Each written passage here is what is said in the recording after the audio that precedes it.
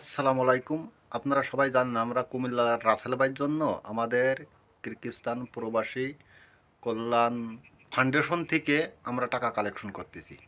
আপনারা সবাই জানেন যে টাকা কালেকশন হয়েছে 1,30,000 সোম, আরও আমাদের 1,20,000 সোম তাই কালেকশন করতে হবে। আপনারা সবাই কম বেশি জানেন যে অনেক মানুষ এই দেশে অসহায়। আমি অসহায় লোকের পাশে থাকি, এইটি আপনারা সবাই জানেন। কষ্ট হলেও আপনারা আমার কথা শুনে আপনারা সবাই, তাই আমার যে সমস্ত প্যান ফলোয়ার আছেন এই কিরগিজস্তানে, আপনারা দয়া করে তাই এই ফান্ডটা আপনারা কালেকশন করে দেন আপনারা সবাই। আর এই ভিডিওটা দেখেন, তারপরে আমি আরও কিছু কথা বলতেছি। আসসালামু আলাইকুম। আমরা আজকে যে কুমিল্লার রাসেল ভাইয়ের বড় ভাইয়ের কাছে আসছি, যে মৃতদেহ রাসেল মারা গেছিল আজকে 16-17 দিন হয়েছে। ও মর্গে আছে কিরগিজস্তানে। ওর নাম হচ্ছে হানিফ, রাসেলের বড় ভাই। ও হচ্ছে ছোট ভাই আলাউদ্দিন।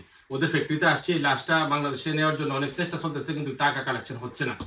এখন আমরা আমাদের ফাউন্ডেশন থেকে, কিরগিজস্তান প্রবাসী কল্যাণ ফাউন্ডেশন থেকে বলছি $2,000 অ্যারেঞ্জ করে দিব, আর বাকিটা বলছি তারা দুনো বাইরে দেওয়ার জন্য। যেভাবে হোক, বা তারা ফ্যাক্টরির লোক আছে, তারা হলে সহযোগিতা করব।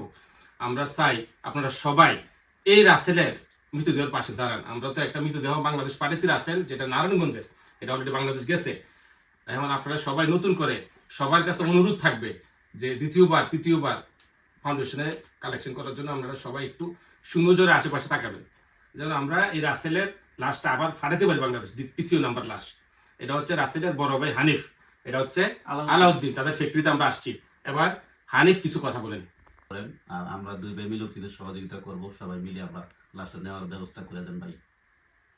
এতটুকু আমার বলা। সালাম আলাইকুম। আসসালামু আলাইকুম।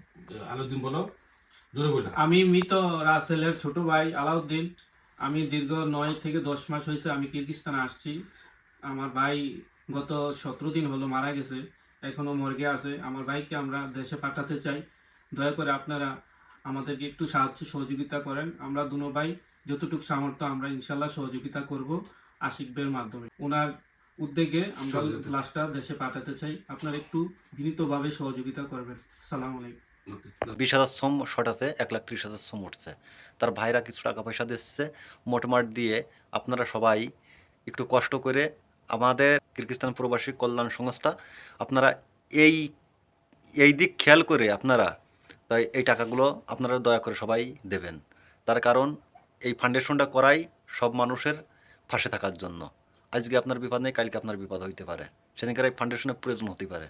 আপনারা যদি কেউ টাকা দেন তাহলে আপনারা বলতে পারবেন যে ভাই আমিও তো এই ফাউন্ডেশনে আমরাও তো সহযোগিতা করেছি, আমাদের এখন সহযোগিতা করবেন না, তখন আমরা বাধ্য থাকবো আপনাদের পাশে থাকার জন্য। এখনই আমরা পাশে আছি আপনাদের, বাধ্য না, আমরা এমনি আপনাদের পাশে থাকবো। আমাদের যে সভাপতি উনি অনেক চেষ্টা করেছে, আমরাও অনেক চেষ্টা করছি সবাই। আর আপনারা কিরগিজস্তান প্রবাসী যারা আছেন তাদের অকল চেষ্টার মাধ্যমে আমরা অনেক গাছে লাশ পাঠাইছি। আমি আশা করব যে আপনাদের মাধ্যম দিয়ে এই লাশটাও ইনশাল্লাহ যাবে। আর 1,20,000 সোমের শট আছে। আপনারা অনুগ্রহ করে আমাদের পাশে থাকবেন। আমাদের এই দেশ থেকে লাশ পাঠাতে গেলে আসলে কষ্টের একটাই মাত্র কারণ, এই দেশে কাউন্সিল নাই, এই দেশে এম্বাসি নাই। আমরা সবাই যে কোনো মুহূর্তে বিপদে পড়তে পারি, আর সেই বিপদটা আমাদের সবাই থাইকেই উদ্ধার করতে হবে। এই কিরগিজস্তান প্রবাসী যারা আছে সবাই আমরা একজনের পাশে একজন থাইকে আমরা কাঁধে কাঁধ মিলাইয়েই তাই আমরা এই টাকাগুলো সবাই উঠোয়ে আমরা এই রাসেল ভাইয়ের লাশটারা দেশে পাঠাবো। তার ফ্যামিলির দিক আজকে খেয়াল করেন, তার ছেলে মেয়ের দিক খেয়াল করেন, তারা অনেক অসহায় হয়ে রয়েছে। তারা অপেক্ষা করতেছে আমার বাবার লাশ কবে আসবে। আজকে আপনার সন্তান যেমন অপেক্ষা করছে আমার বাবা বিদেশতে আসবে, সবাই অনেক কিছু কেনাকাটা করে নিয়ে যাবে।